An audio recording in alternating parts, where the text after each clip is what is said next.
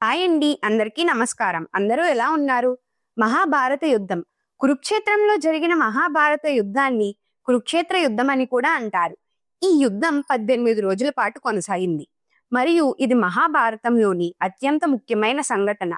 ఈ పురాణ యుద్ధంలోని ప్రతిరోజు ఏం జరిగింది అనేది మనం ఇప్పుడు తెలుసుకుందాం. వీడియో లాస్ట్ వరకు స్కిప్ చేయకుండా చూడండి.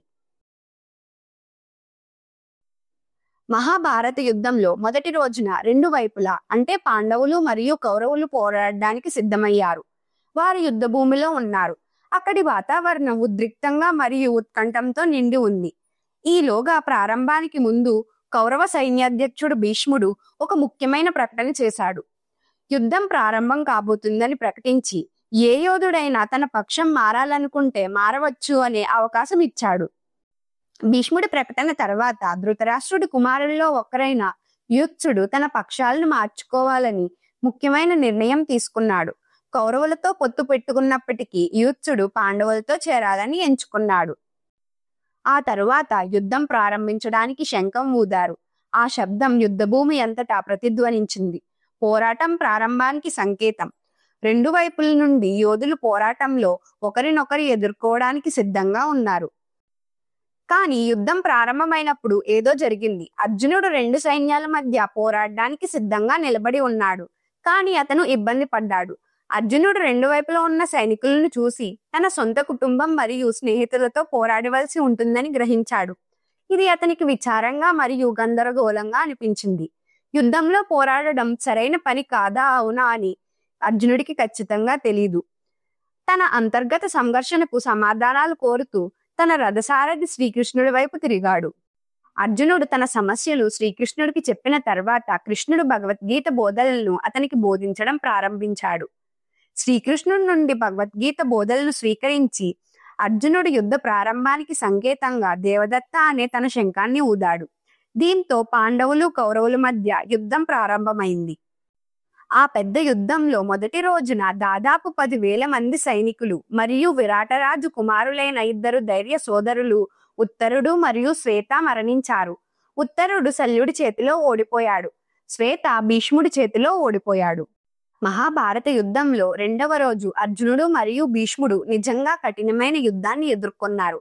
భీష్ముడు తన బలమైన పోరాట ఎత్తుగడలను ఉపయోగించి అర్జునుడిపై చాలాసార్లు దాడి చేశాడు. అర్జునుడు తన స్నేహితుడు శ్రీకృష్ణుడి పక్కనే ఉండి ఈ దాడులను ధైర్యంగా ఎదుర్కొన్నాడు. అర్జునుడు చాలాసార్లు గాయపడినా అతను వదల్లేదు. భీష్ముడు చాలా బలవంతుడు, కానీ అర్జునుడి దృఢ సంకల్పం మరియు నైపుణ్యం వారి సైన్యాన్ని ఎక్కువగా దెబ్బతీయకుండా ఆపాయి. కౌరవుల తరపున పోరాడుతున్న యోధుడు ద్రోణుడు పాండవుల తరపున పోరాడుతున్న ధృష్టద్యుమ్నుడితో యుద్ధం చేశాడు. తన శక్తివంతమైన పోరాట నైపుణ్యాలతో ద్రోణుడు ధృష్టద్యుమ్నుడితో యుద్ధం పాల్గొన్నాడు. అతను తిరిగి పోరాడడానికి తన వంతు తాను ప్రయత్నం చేశాడు. అయితే ద్రోణుడు చాలా బలవంతుడని నిరూపించుకున్నాడు. ధృష్టద్యుమ్నుడిని అనేక సార్లు ఓడించి అతని విల్లును విరిచాడు. ఇద్దరి యోధుల మధ్య ఇది సవాలుతో కూడిన ఘర్షణ. ద్రోణుడు మరింత నైపుణ్యం కలిగిన పోరాట యోధుడిగా ఉద్భవించాడు. బలవంతుడైన భీముడు కళింగ మరియు నిషధుల సైనికులతో పోరాడాడు. అతను వారిని తీవ్రంగా కొట్టాడు మరియు వేలాది మందిని ఓడించాడు. భీముడు తన శక్తినంతా ఉపయోగించి పోరాడుతూనే ఉన్నాడు. అతని ధైర్యం మరియు పోరాట నైపుణ్యాలు ఆ రోజు పాండవ సైన్యానికి చాలా సహాయపడ్డాయి. మహాభారత యుద్ధంలో మూడవ రోజున కౌరవులు మరియు పాండవులు తమ సైన్యాల కోసం ప్రత్యేక నిర్మాణాలు చేసుకున్నారు. కౌరవులు తమను తాము రక్షించుకోవడానికి మరియు శత్రువులపై దాడి చేయడానికి గరుడ వ్యూహాన్ని నిర్మించారు. పాండవులు చంద్రవంక ఆకారంలో ఉన్న నిర్మాణాన్ని సృష్టించారు. ఇది వారు కలిసి ఉండడానికి మరియు రక్షించుకోవడానికి సహాయపడింది మరియు అవసరమైనప్పుడు శత్రువులపై దాడి చేయడానికి కూడా సహాయపడింది. భీముడు పాండవ సైన్యానికి తిరుగులేని శక్తిలా నిలిచాడు. భీముడు శక్తివంతమైన దెబ్బలు చాలా మంది శత్రువులను నేలకూల్చాయి. భీముడు ఎదురు దెబ్బలను చూసిన తర్వాత భీష్ముడు పాండవ సైన్యంపై దాడికి నాయకత్వం వహించాడు. దీనివల్ల గణనీయమైన విధ్వంసం సంభవించింది. పాండవ సైన్యంపై భీష్ముడి దాడిని చూసిన శ్రీకృష్ణుడు భీష్ముడిపై చర్య తీసుకోవాలని అర్జునుడికి సలహా ఇస్తాడు. అయితే తన గౌరవనీయమైన పితామహుడితో పోరాడడానికి ఉత్సాహం లేకపోవడంతో అర్జునుడు సంకోచిస్తాడు. అర్జునుడి అయిష్టతను చూసిన శ్రీకృష్ణుడు స్వయంగా జోక్యం చేసుకోవాలని నిర్ణయించుకుంటాడు. భీష్ముడిని నేరుగా ఎదుర్కోవడానికి ఒక ఆయుధాన్ని తీసుకుంటాడు. శ్రీకృష్ణుడి దృఢ సంకల్పాన్ని చూసి అతని తీవ్రతను అర్థం చేసుకున్న అర్జునుడు ఆయన మార్గాన్ని అనుసరించాలని నిశ్చయించుకుంటాడు. కృష్ణుడికి హామీ ఇచ్చి ధైర్యం, దృఢ సంకల్పంతో కౌరవ సైన్యంతో పోరాడి చంపడం ప్రారంభించాడు. అర్జునుడు తన విల్లు మరియు బాణాలను ఉపయోగించి ప్రత్య, సౌర, కుద్రకర్ మరియు మలవుల యోధులను యుద్ధ భూమిలో కాల్చి చంపి ఓడించాడు. యుద్ధంలో 4వ రోజున భీముడు కౌరవ సైన్యాన్ని విధ్వంసం చేశాడు. భీముడి వికార దాడికి ప్రతిస్పందనగా దుర్యోధనుడు తన ఏనుగు సైన్యాన్ని భీముడిపై దాడి చేయమని ఆదేశించాడు. అయితే భీముడు విజయవంతంగా ఏనుగు సైన్యాన్ని ఓడించి మొత్తం ఏనుగు సైన్యాన్ని నాశనం చేశాడు. అంతే కాకుండా 14 మంది కౌరవ సోదరులను ఒంటరిగా చంపినప్పుడు యుద్ధభూమిలో అతని పరాక్రమం మరింత ప్రదర్శితమైంది. కౌరవ సైనికులు అర్జునుడి కదలికలను నియంత్రించడానికి లెక్కలేనన్ని బాణాలు ప్రయోగించారు.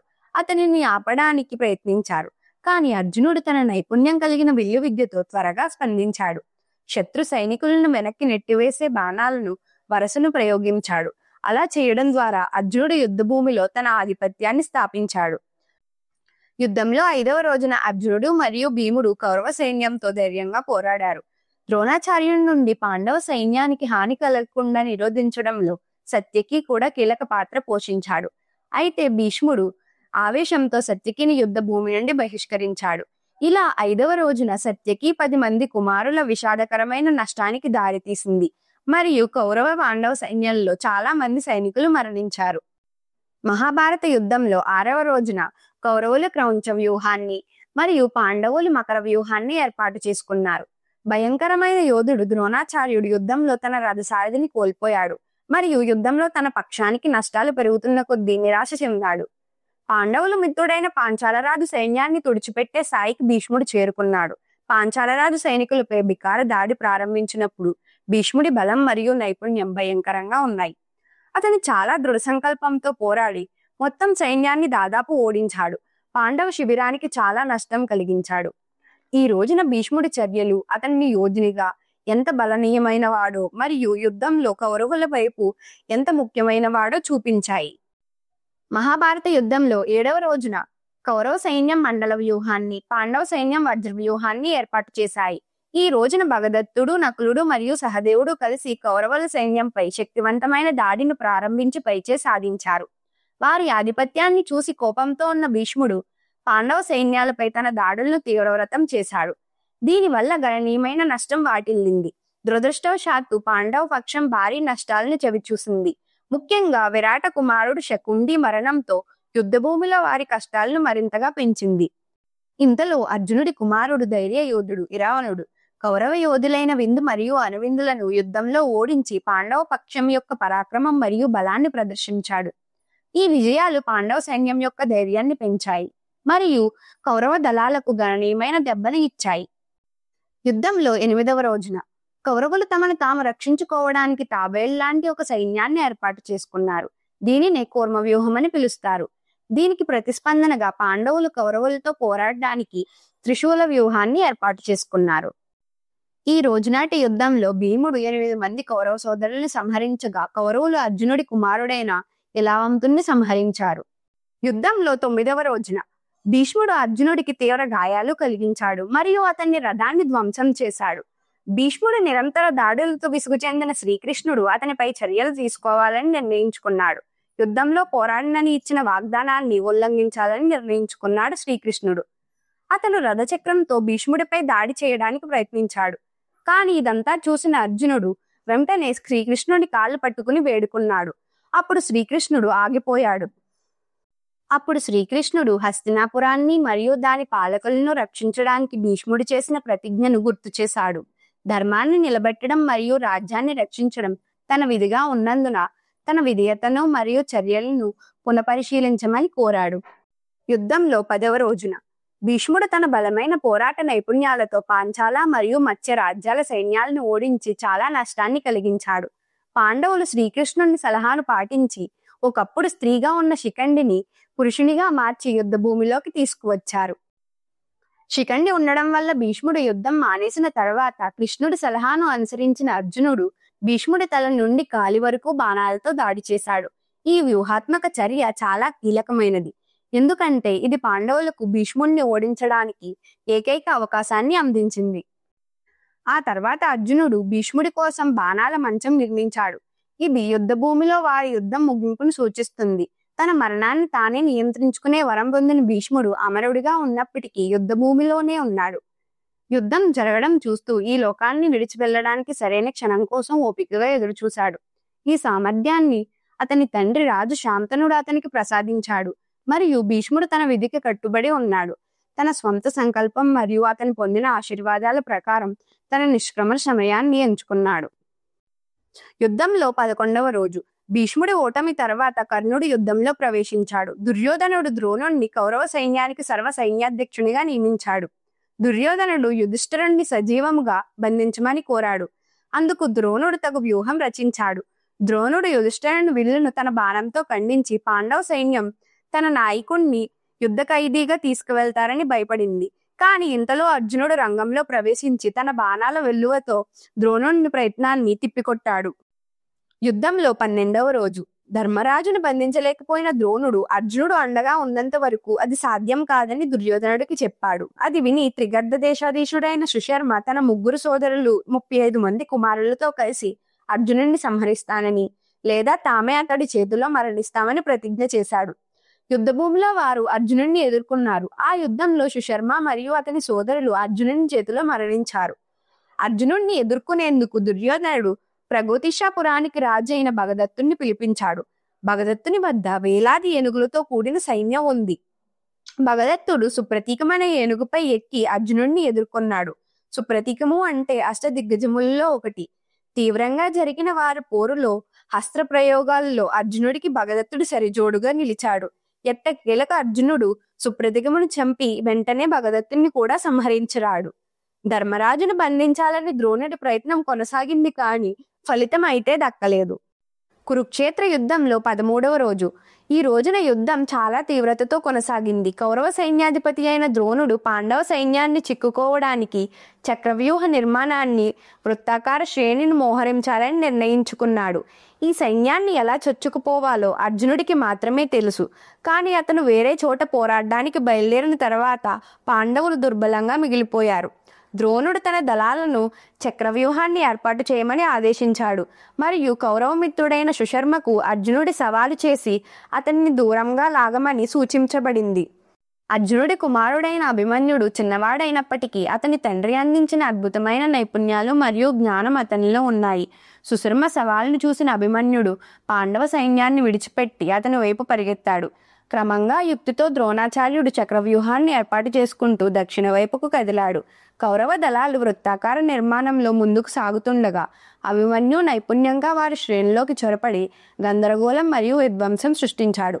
అతను ఒంటరిగా అనేక మంది కౌరవ వీరులను మరియు సైనికులతో పోరాడారు. అపారమైన ధైర్యం మరియు నైపుణ్యాన్ని ప్రదర్శించాడు అభిమన్యుడు. చక్రవ్యూహం లోపల యుధిష్ఠిరుడు అర్జునుడికి మాత్రమే ఆ నిర్మాణాన్ని ఎలా విచ్ఛిన్నం చేయాలో తెలుసని గ్రహించాడు. యుధిష్ఠిరుడు అభిమన్యుని వైపు తిరిగి ఆ నిర్మాణ రహస్యాల గురించి తనకున్న జ్ఞానాన్ని గుర్తించి శత్రు దళాలను ధ్వంసం చేయమని కోరాడు. అభిమన్యుడు సవాలును స్వీకరించి తన కుటుంబ గౌరవాన్ని నిలబెట్టాలనే దృఢ సంకల్పంతో ముందుకు సాగాడు. అభిమన్యుడు అద్భుతమైన యుద్ధ నైపుణ్యాలను ప్రదర్శించాడు. చిన్నవాడైనప్పటికీ అతని పరాక్రమం చూసి కౌరవ వీరులు ఆశ్చర్యపోయారు. అభిమన్యుడి దాడిని ఆపడానికి చేసే ప్రయత్నాలలో ద్రోణుడు, కర్ణుడు సహా 6 కౌరవ యోధులు తమ దాడులను సమన్వయం చేసుకున్నారు. అభిమన్యుడు విల్లు విరిగిపోయింది. అతని గుర్రాలు చనిపోయాయి. అతని రథసారథి కూడా హతమయ్యాడు. అధిక అవకాశాలను ఎదుర్కొంటూ అభిమన్యు తన వద్ద ఉన్న వివిధ ఆయుధాలను ఉపయోగించి కాలినడకన ధైర్యంగా పోరాడాడు. చివరికి కౌరవుల చేతిలో అభిమన్యుడు మరణించాడు. అభిమన్యుడి మరణంతో కౌరవులు సంతోషించారు. ఆ బలి అయిన యోధుడిపై తమ విజయాన్ని జరుపుకున్నారు. ఇంతలో యుధిష్ఠిరుడు మరియు పాండవ సోదరులు అభిమన్యుడి నష్టానికి సంతాపం తెలిపారు. ధైర్యవంతుడైన యువయోధుడిని కోల్పోయామనే విషయంతో బాధపడుతున్న పాండవులు దుఃఖంతో యుద్ధభూమి నుండి వెనక్కి తగ్గడంతో రోజు ముగిసింది. అభిమన్యుడి మరణం యుద్ధంలో ఒక మలుపు తిరిగింది. పాండవులు తీవ్ర దిగ్భ్రాంతికి గురయ్యారు మరియు కౌరవులు ఆనందోత్సవాలలో మునిగిపోయారు. యుద్ధంలో 14వ రోజు. తన కుమారుడి అభిమన్యుడి మరణవార్త తెలుసుకుని తీవ్రంగా కోపించిన అర్జునుడు మరుసటి రోజున సూర్యాస్తమయం లోపు జయద్రథుడిని సంహరిస్తానని లేదంటే తానే అగ్నిప్రవేశం చేస్తానని శపథం చేశాడు. జయద్రథుని అన్వేషణలో అర్జునుడు ఒక అక్షోహిణి కౌరవ సైన్యాన్ని హతమార్చాడు. కౌరవ సైన్యం జయద్రథునికి రక్షణ కవచంలా నిలబడి అర్జునుడి కంట పడకుండా చూశారు. ఎట్టకేలకు మధ్యాహ్నం తర్వాత అర్జునుడు జయద్రథుడిని కనుగొన్నాడు. కానీ అతడు కర్ణుడితో సహా మరి 5 యోధుల రక్షణలో ఉన్నారు. వారందరినీ జయించి జయద్రథుడిని సంహరించేందుకు సమయం సరిపోలేదు. సూర్యాస్తమయం కావస్తున్న సంగతి గ్రహించిన శ్రీకృష్ణుడు తన సుదర్శన చక్రాన్ని సూర్యబింబానికి అడ్డుగా నిలిపి సూర్యాస్తమయం అయిపోయిందనే భ్రాంతిని కల్పించాడు. జయద్రథుడు సంతోషంతో రక్షణ కవచం నుండి బయటికి వచ్చాడు. వెంటనే కృష్ణుడు సుదర్శన చక్రాన్ని ఉపసంహరించడం, అర్జునుడు జయద్రథుడిని సంహరించడం జరిగిపోయాయి. ఆనాటి పోరు సూర్యాస్తమయం తర్వాత కూడా కొనసాగింది. పూర్ణచంద్రుడు ప్రకాశిస్తుండగా ఘటోత్కచుడు గాలిలో ఎగురుతూ కౌరవ సైనికులను ఊచకోత కోశాడు. కర్ణుడు అతన్ని ఎదుర్కొనేందుకు ఇంద్రుడు తనకి బహుకరించిన శక్తి అస్త్రాన్ని ప్రయోగించాడు. దాని దాటికి విలవెల్లాడుతూ ఘటోత్కచుడు మహాకాయకుడై కౌరవ సైన్యంపై పడమరణించాడు. అతడి కింద నలిగి వేలాది మంది సైనికులు మరణించారు. యుద్ధంలో 15వ రోజు ద్రోణుడి చేతిలో ద్రుపదుడు విరాటుడు మరణించిన తర్వాత భీముడు దృష్టద్యుమ్నుడు 15వ రోజున అతడితో పోరాడారు. మహావీరుడు బ్రహ్మాస్త్ర ప్రయోగవేత్త అయిన ద్రోణుడిని జయించడం అసాధ్యమని గ్రహించాడు శ్రీకృష్ణుడు. తన కుమారుడు అశ్వత్థామ మరణించాడని తెలిస్తే ద్రోణుడు ఆయుధాలను వదిలేస్తాడని, అప్పుడు అతన్ని ఓడించవచ్చని కృష్ణుడు ధర్మరాజుకు తెలిపాడు. అప్పుడు భీముడు అశ్వత్థామ అనే ఏనుగుని చంపి అశ్వత్థామ మరణించాడని అరిచాడు. అది నిజమా కాదా అని తెలుసుకునేందుకు ద్రోణుడు ధర్మరాజును అడగగా ధర్మరాజు అశ్వత్థామ అతః కుంజరహ అని చాటాడు. కుంజరహ అనే పదాన్ని మెల్లగా ద్రోణుడికి వినబడకుండా పలికాడు. ధర్మరాజు మాటలతో తన కుమారుడు మరణించాడని నమ్మిన ద్రోణుడు కృంగిపోయి ఆయుధాలను వదిలేశాడు. అప్పుడు దృష్టద్యుమ్నుడు తన తండ్రి మరణానికి ప్రతీకారం తీర్చుకుంటూ ద్రోణుడిని సంహరించాడు. అప్పటి వరకు ధర్మరాజు రథం అతని నీతికి ప్రతీకగా యుద్ధ భూమిలో నేలను తాకుండా నడిచేది. ఈ అసత్యం చెప్పిన తర్వాత అతడి రథం గాలిలో కాక నేలపైనే నడిచింది. ఆ రాత్రి కుంతి తన కుమారుడైన కర్ణుడిని రహస్యంగా కలిసి అతడికి స్వయాన తమ్ముళ్ళైన పాండవులను సంహరించవద్దని కోరింది. కర్ణుడు అర్జునుడిని తప్ప మిగిలిన పాండవులను సంహరించనని ఆమెకు మాటిచ్చాడు. యుద్ధంలో 16వ రోజు. ఈ రోజున కర్ణుడు కౌరవ సైన్యానికి సర్వసైన్యాధ్యక్షుడయ్యాడు. ఆ దినమంతా లెక్కకు మించిన యోధులు హతులయ్యారు. కర్ణార్జునుల మధ్య తీవ్ర యుద్ధం జరిగింది. కర్ణుడి పరాక్రమాన్ని కృష్ణుడు కూడా ప్రశంసించాడు. చివరికి సాయంకాలం సమయం అవుతుండగా కర్ణుడు అర్జునుడిని గాంధీవం యొక్క నారిని తింపగలిగాడు.